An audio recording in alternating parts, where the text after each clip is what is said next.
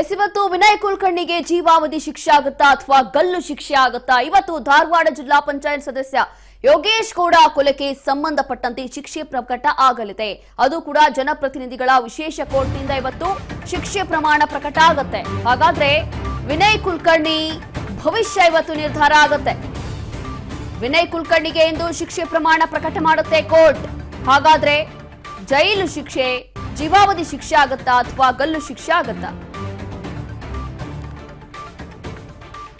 ಧಾರವಾಡ ಜಿಲ್ಲಾ ಪಂಚಾಯತ್ ಸದಸ್ಯ ಯೋಗೇಶ್ ಗೌಡ ಕೊಲೆ ಕೇಸ್ ಸಂಬಂಧಪಟ್ಟಂತೆ ಇವತ್ತು ವಿನಯ್ ಕುಲಕರ್ಣಿಗೆ ಶಿಕ್ಷೆ ಪ್ರಮಾಣ ಪ್ರಕಟ ಆಗುತ್ತೆ. ನಿನ್ನೆ ಅಷ್ಟೇ ಕೋರ್ಟ್ ತೀರ್ಪನ್ನ ಕೊಟ್ಟಿತ್ತು. ವಿನಯ್ ಕುಲಕರ್ಣಿ ಅಪರಾಧಿ ಅಂತ ಹೇಳಿ ಸಾಬೀತಾಯಿತು. ಜನಪ್ರತಿನಿಧಿಗಳ ವಿಶೇಷ ಕೋರ್ಟ್ನಿಂದ ಶಿಕ್ಷೆ ಪ್ರಮಾಣ ಪ್ರಕಟ ಆಗುತ್ತೆ. ನಿನ್ನೆ ಅಷ್ಟೇ ಯೋಗೇಶ್ ಕೊಲೆ ಕೇಸ್ನಲ್ಲಿ ದೋಷೆಲ್ಲ ಸದ್ಯಕ್ಕೆ ಇರುವಂತಹ ಅಪ್ಡೇಟ್ಸು. ವಿನಯ್ ಕುಲಕರ್ಣಿಗೆ ಕೆಲವೊಂದು ಆಯ್ಕೆಗಳು ಇದ್ದಾವೆ ಮುಂದೆ, ಆದ್ರೆ ಇದೆಲ್ಲವೂ ಕೂಡ ವರ್ಕೌಟ್ ಆಗುತ್ತೋ ಇಲ್ವೋ ಗೊತ್ತಿಲ್ಲ. ಕಾರಣ ಏನು ಅಂತಂದ್ರೆ ಈಗಾಗಲೇ ಅಪರಾಧಿ ಅಂತೇಳಿ ಸಾಬೀತಾಗೋಯ್ತು. ನಿನ್ನೆ ಅಷ್ಟೇ ತೀರ್ಪು ಬಂದೋಯ್ತು.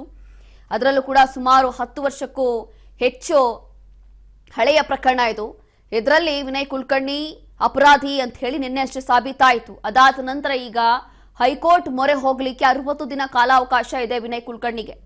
ಏಕಸದಸ್ಯ ಪೀಠ, ದ್ವಿಸದಸ್ಯ ಪೀಠಕ್ಕೆ ಅರ್ಜಿ ಕೂಡ ಹಾಕಬಹುದು. ಇಫ್ ಇನ್ ಕೇಸ್ ಲೇಟ್ ಆಯ್ತು, ತಡ ಆಯ್ತು ಅಂತಂದ್ರೆ ವಿಳಂಬಕ್ಕೆ ಕಾರಣ ನೀಡಿ ಮೇಲ್ಮನವಿ ಕೂಡ ಹಾಕಬಹುದು. ಅದಾದ ನಂತರ ತಡೆಯಾಜ್ಞೆ ತರದಿದ್ರೆ ಶಾಸಕ ಸ್ಥಾನದಿಂದ ವಜಾ ಆಗ್ತಾರೆ.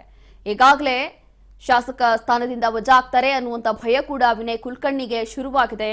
ನಿನ್ನೆ ಯಾವಾಗ ಕೋರ್ಟ್ ಒಂದು ತೀರ್ಪನ್ನ ಕೊಟ್ಟಿತ್ತು, ಅದಾದ ನಂತರ ಅಪರಾಧಿ ಅಂತ ಹೇಳಿ ಯಾವಾಗ ಸಾಬೀತಾಯಿತು, ಅದಾದ ನಂತರ ಕುಲಕರ್ಣಿ ಕಣ್ಣೀರು ಹಾಕಿದ್ರು.